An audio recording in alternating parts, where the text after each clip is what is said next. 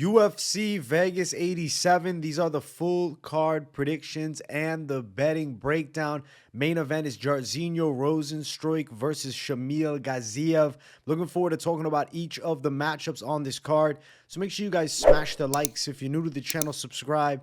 Turn the post notifications on and make sure to share the video as well. And also note, I'll be live for the entire card Saturday, 1 p.m. Eastern time. Very early start to this card. Be live for the whole thing. Full card fight companion. Make sure you guys tune into it. And let's get into the first fight. Christian Leroy Duncan versus Claudio Ribeiro. I think Christian Leroy Duncan is going to end up knocking him out. Ribeiro's a guy with good power. A little bit open down the center. He sets himself heavy on his feet. He throws real powerful hooks. And if he hits you in the face, it can do damage. But from the outside, Leroy Duncan, I think, is a lot better. I also think he's the quicker striker of the two. And overall, just like a more sophisticated and well-rounded striker. I like the range kicks, too, for Leroy Duncan. I think they're a factor. In the close range, I feel like Leroy Duncan can work some nice elbows. And if you're talking about physicality, let's say they're tied up in the clinch, I think Leroy Duncan could potentially wear on Ribeiro. I don't think Ribeiro is going to be timing takedowns on Leroy Duncan. I think he'll be caught on the feet, getting touched up from the outside. And even if he is able to close the gap and we go on the inside, he's not safe because Leroy Duncan can rip him up inside too.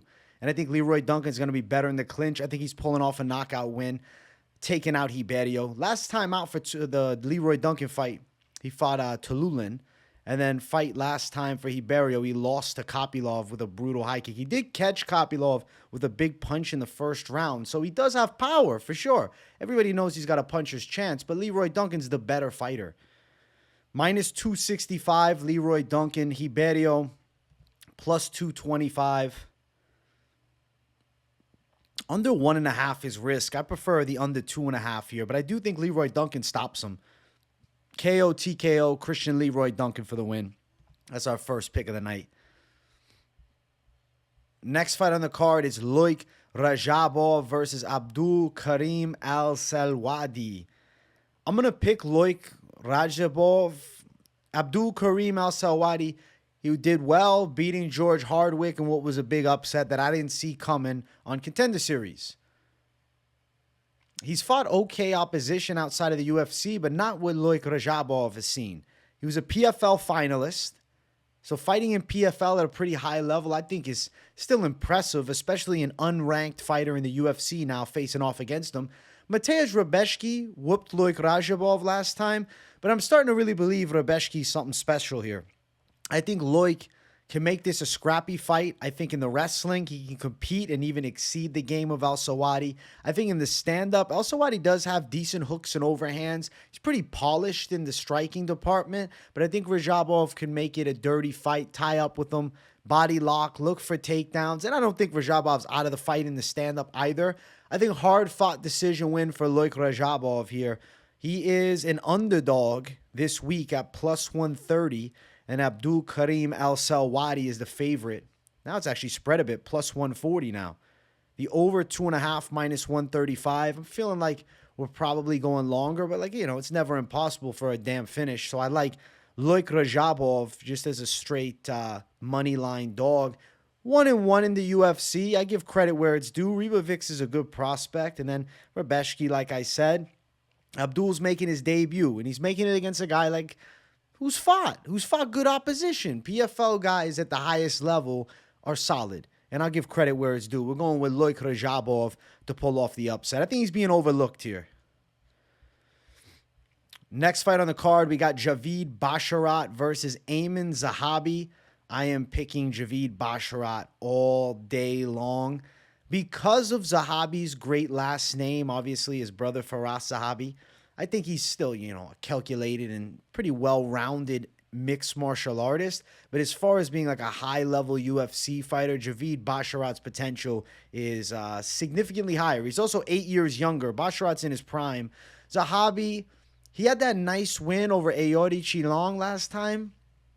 I hate to call it a fluke, but how many times out of 10 would that happen if they faced off? Because Aiemann Zahabi is having, a decision win over Turcios in the fight before.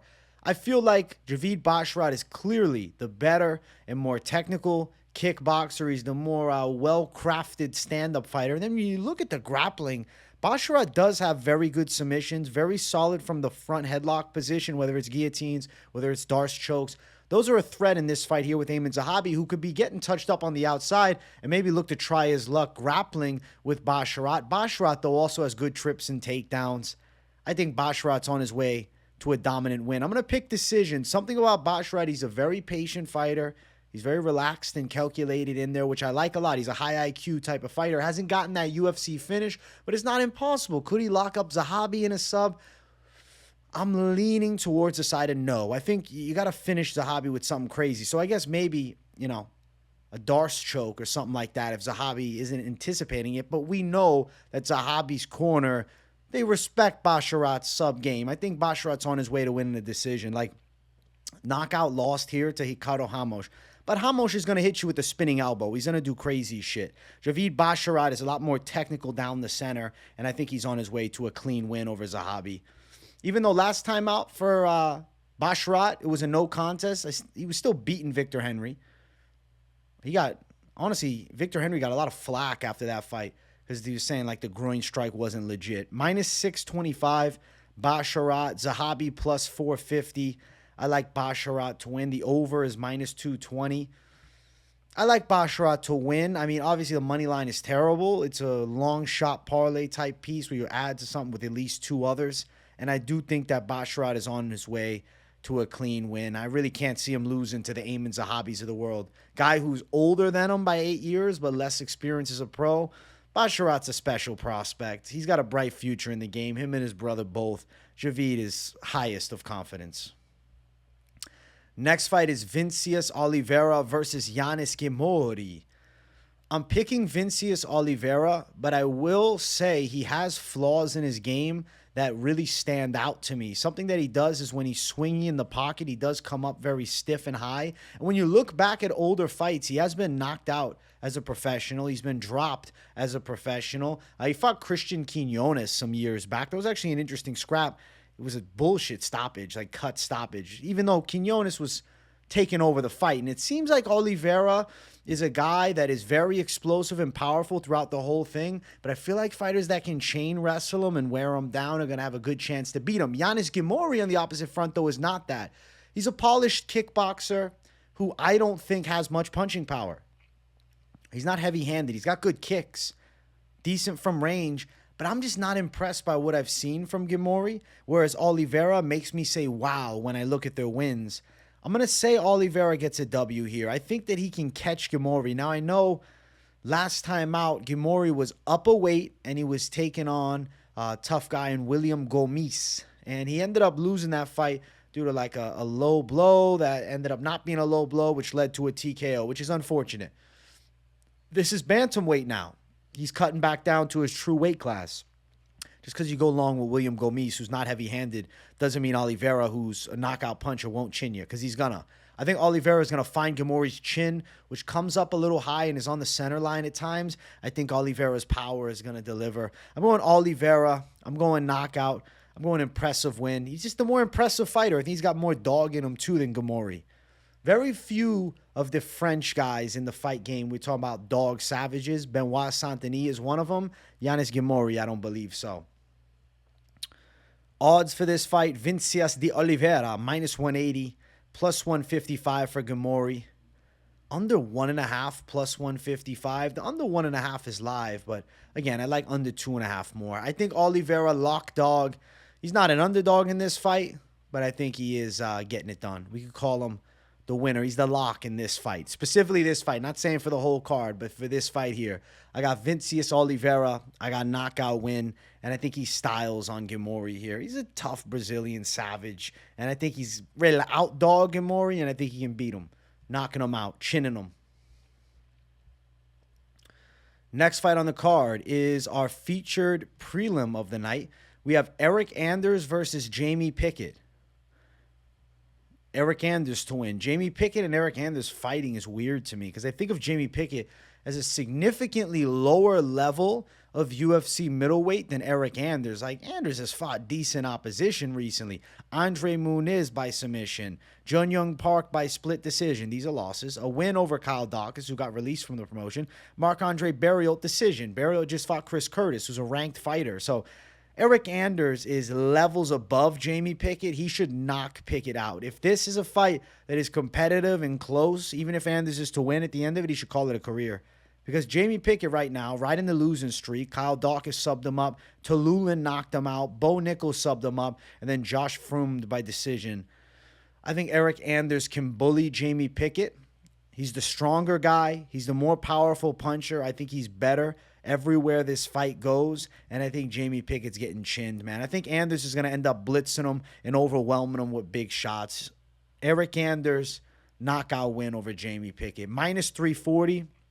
The line makes sense. Plus 280 for Jamie Pickett. The under 2.5 is plus 100. Anders isn't always chinning guys left and right, but don't be fooled. If he hits you in the face, he does damage. He's got power. He rocked Darren Stewart a few years ago. Knocked out Kyle Dawkins. He can win fights by KO.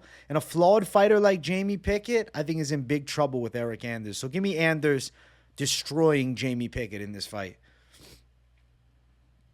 Next fight on the card is our main card opener. If you guys haven't yet, make sure you smash that like button. And if you're new to the channel, subscribe. This is a rebooking. It was supposed to take place this past Saturday in Mexico City, but now we get it on UFC Vegas. I'm going to pick Rosas Jr. again, even though I don't love it, because he bailed out of the fight on fight day minutes before the walkout, they say. Supposedly, he was sick throughout the day and had some type of food poisoning. I watched the video of him walking into the arena. He looked very nervous. I'm not saying that I have the magical doctor's eye that I can tell you for sure that there wasn't a stomach thing going on and it was anxiety ripping his stomach, not food poisoning. But maybe. Something to consider. It was in Mexico City. He's a Mexican-American. Big opportunity, 20,000 plus fans. Maybe he had a fumble mentally there. I hope not. And now we're going to the Apex where Raul is going to be comfortable because nobody's going to be there besides like 30 people in the crowd. Turcios is kind of the king of the Apex, though. He did win the Ultimate Fighter. Like, I am picking Rosas, but in no fucking way am I going to bet on him to win, especially after the mental lapse he just had Saturday where he pulled out of the fight.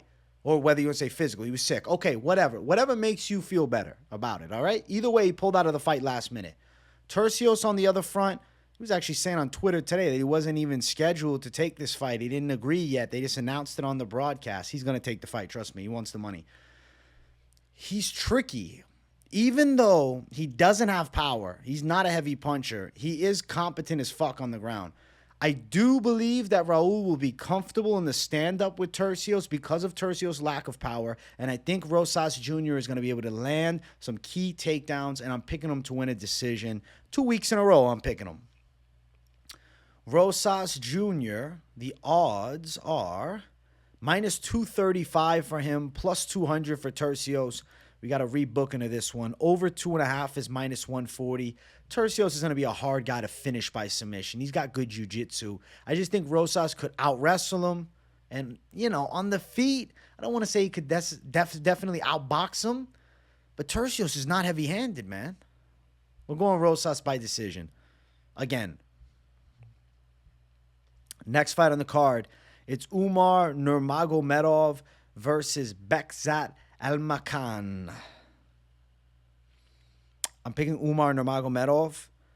Bekzat, I'll be honest with you, the guy's got potential as a fighter, okay? He looks slick on the feet from what I saw. Looks like the grappling and wrestling is pretty on point. But you don't debut in the UFC against Umar Nurmagomedov and find success. Not possible. Blasphemy. He's going to get beaten up here. Submission finish for Umar. Come on, it's Nurmagomedov. It's Habib's cousin. He's taking on a tough guy in Bekzat. I respect this dude for stepping in, and he's a good prospect. But this is not the debut you want. He's an absolute opponent in this matchup here. A 17-1 opponent, though. He's got more fights than Umar does. I think Umar Nurmagomedov can strike with him. I think he can take him down, and I think he could win by submission. I'm going Umar Nurmagomedov to get the finish. I will call a sub in this fight. I'm saying he gets it done inside distance. He has to here. Nurmagomedov is minus 925, the favorite. Bekzat plus 625. Over 1.5 is minus 200. Interesting. Over 1.5 is like, that's a gamble and a half. I want to see what the over 2.5 or under 2.5 looks like later in the week. If Umar is to lose this fight, I think it's time to call it a damn career. I represent Kazakhstan out here with Bekzat. He's repping it heavy. Him, fucking Borat, Shavkat. I respect the homeland, but I think Nurmagomedov, he's got to be the pick. Like, it's kind of black and white to me. If he doesn't win, it's fucked. He was supposed to fight Corey Sandhagen, and he beat Barcelos by knockout last time. Nate Maynez. It wasn't that impressive in the Maynez fight, though. Brian Kelleher win. Morozov win. Umar Nurmagomedov win by submission. That's the call. It's got to happen. I can't see it going any other way. Next fight on the card is Matt Schnell versus Steve Erceg. I'm picking Steve Erceg. It's kind of just a shift of the times. Matt Schnell, he had a good run in MMA, and I still think he'll give guys problems, you know, outside of that top caliber. But I feel like Erceg is to the level of somebody that could actually do pretty well here in the UFC. 11-1 record. Matt Schnell, 3 of his most recent losses are, on paper, good looks, right?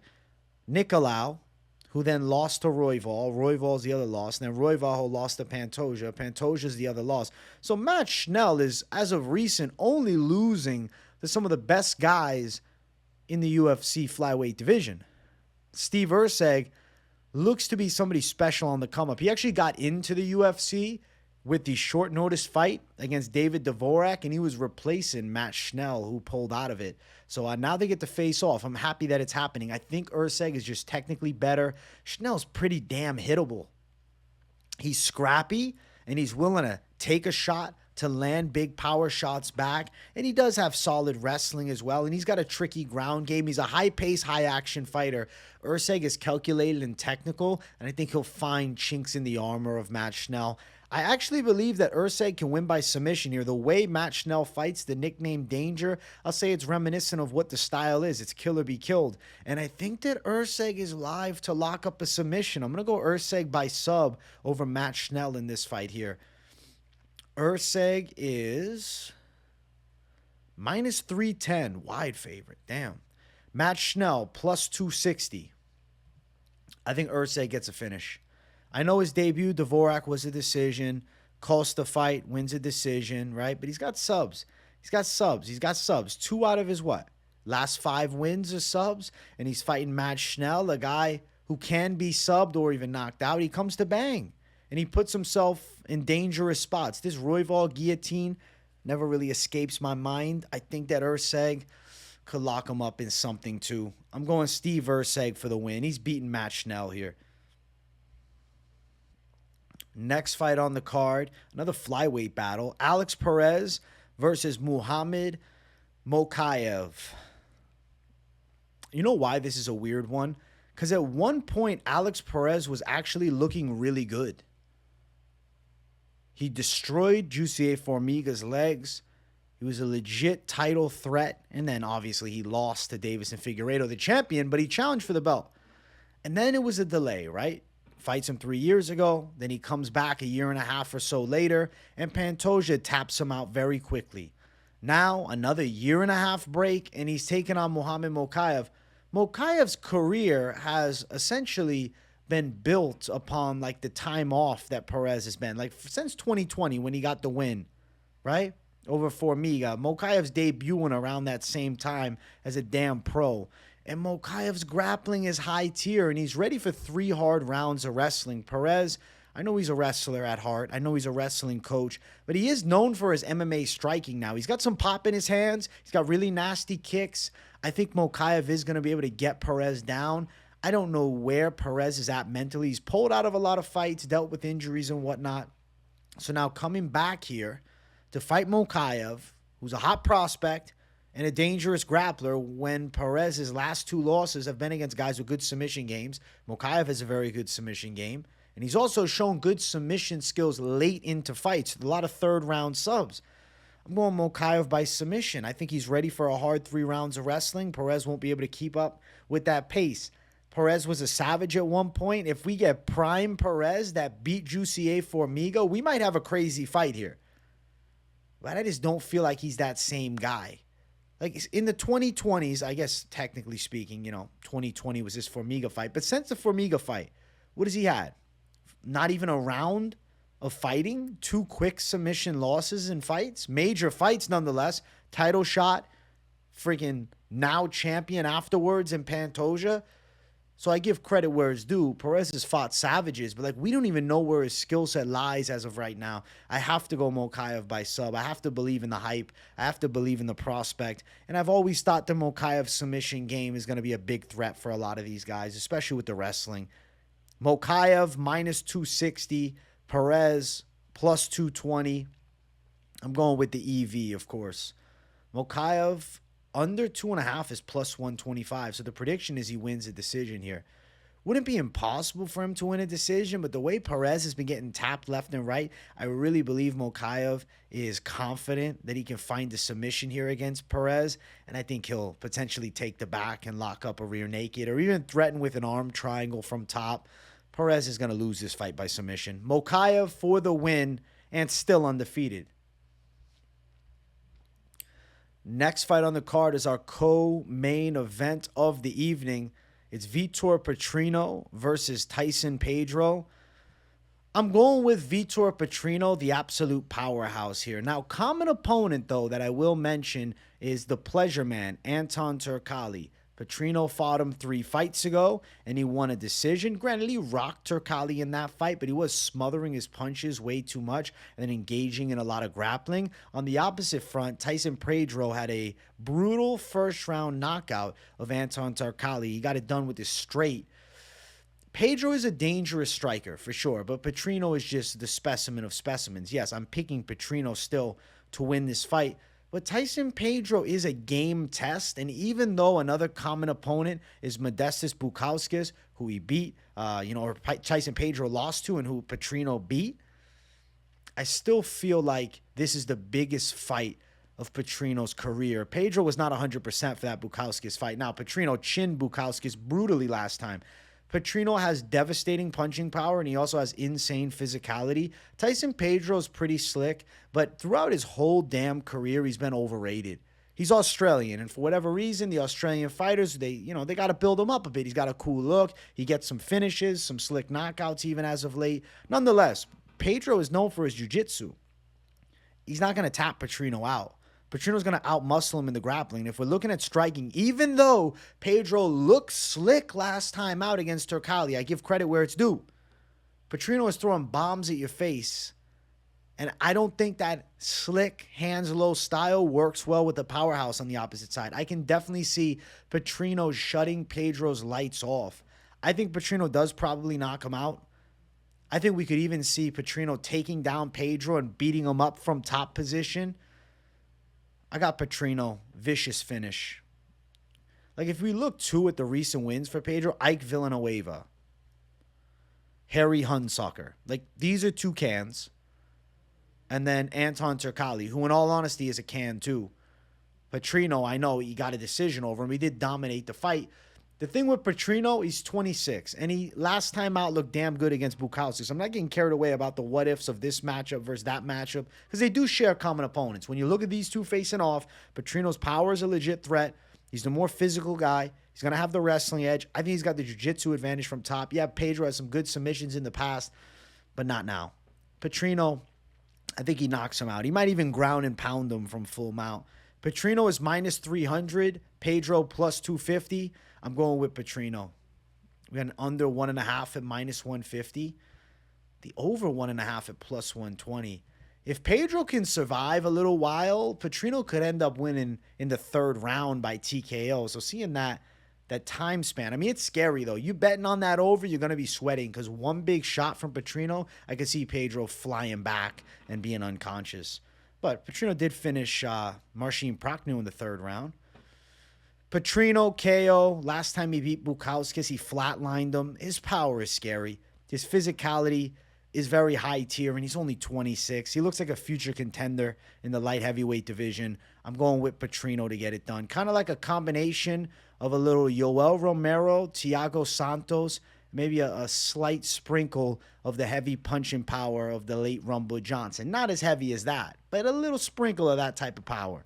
Petrino's dangerous. He's destroying Pedro. Main event of the evening. If you guys haven't yet, make sure you smash that like button. If you're new to the channel, subscribe. It's Jairzinho Rozenstruik versus Shamil Gaziev. Gaziev shouldn't be taking this much of a step up this fast. As far as, like, if I'm the UFC, I would have waited a little longer just to get a sure answer. Still, though, I'm going to pick Gaziev because I don't think Rozenstruik is in the best point of his career. We've seen him take a lot of L's lately. He has very suspect grappling. Even though Gaziev is known for his punching and pressuring opponents and fucking them up with hands. He has a submission win over Greg Valesco that we saw on Contender Series Live. He's going to have takedown capabilities here, right? The Dagestan fighter, the Dagestan blood.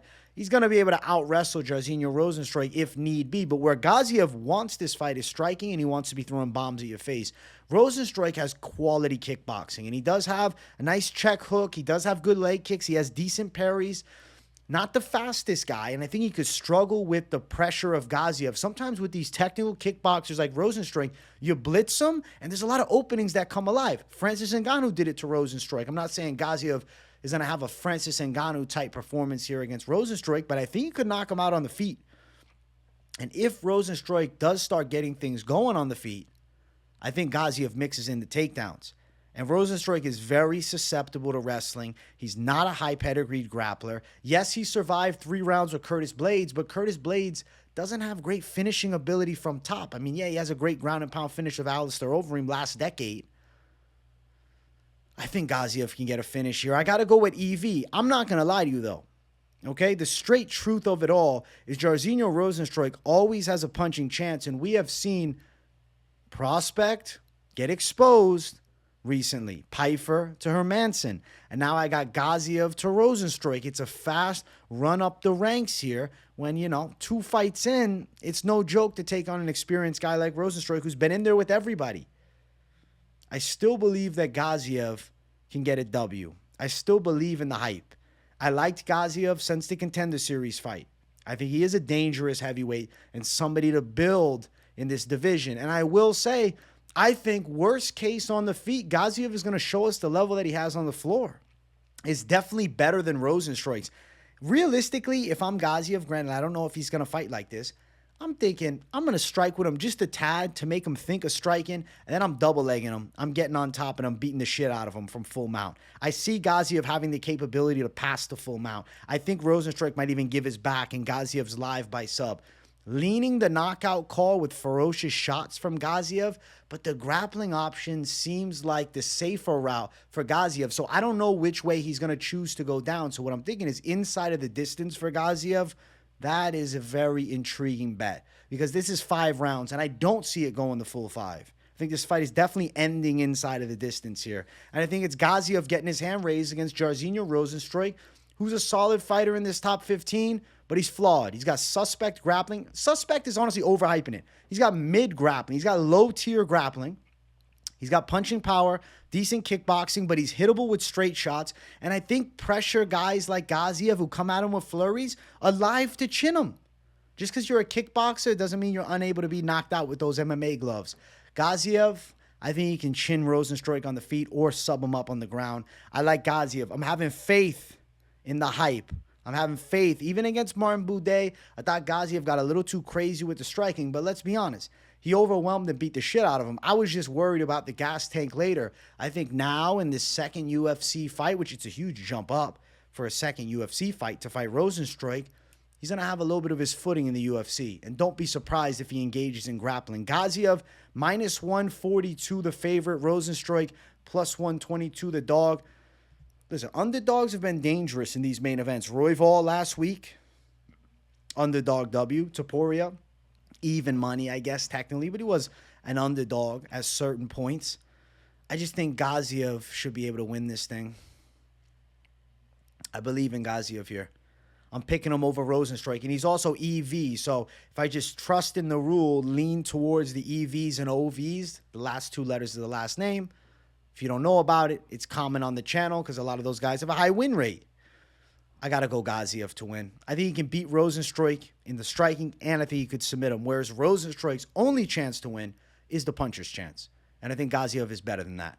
12-0. I'm saying we get to 13-0. I'm saying Gaziev to win this UFC Vegas main event. And honestly, I'm pretty hyped for it after breaking the full card down. I think we got some good matchups, some interesting betting spots too. Not crazy underdog heavy with the picks for me. I do see one. Doesn't mean you never know, right? The fight game's wild. There's always live dogs that can bark. Very curious to see Alex Perez if he actually makes it to the damn octagon, because it seems like he never does. So hoping that Perez and Mokaev happens, because that's a worrisome fight for me with the likelihood of it even happening or not. Hope you guys enjoyed the breakdown.